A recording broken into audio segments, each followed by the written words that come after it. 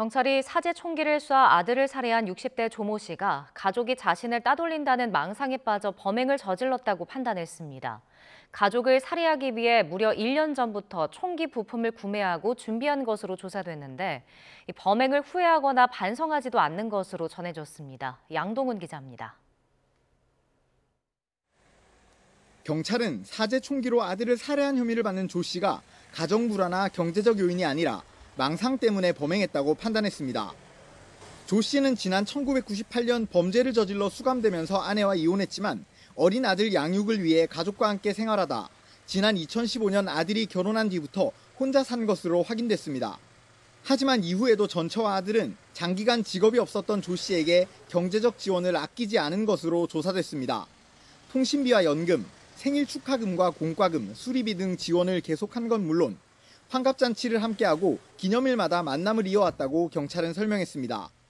그런데 조 씨는 이혼 후에도 가족과 함께 사는 과정에서 여전히 화목한 가정생활을 하고 있다고 착각한 것으로 보인다고 경찰은 분석했습니다. 또 가족들의 경제력에 의지해 혼자 사는 기간이 길어지면서 자존감을 잃고 따돌림을 당하고 있다는 망상에 빠진 것으로 보인다는 게 경찰 설명입니다. 조 씨는 이 같은 망상에 범행을 후회하거나 반성하지도 않는 것으로 전해졌습니다. 조 씨는 지난해 8월쯤부터 부품을 구매해 사제 총기를 제작하는 등 1년 가까이 범행을 준비한 것으로 확인됐는데 범행 당일 아들에게 2차례 총격을 가한 뒤 달아나는 가정교사를 집 밖의 비상구 복도까지 쫓아가며 공격했지만 총탄이 빗나가거나 불발된 것으로 조사됐습니다. 이후 조 씨가 집으로 돌아와 숨어있는 며느리에게 소리를 치며 위협하다 경찰에 신고하는 소리가 들리자 도주한 것으로 확인됐습니다.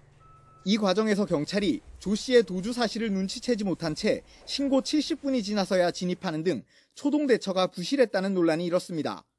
이와 관련해 경찰은 신고 내용을 바탕으로 조 씨가 집안에 있다고 판단할 수밖에 없었고 당시 밖에서 거실 모습이 보이지 않아 실제 상황을 파악하기 어려웠다고 말했습니다.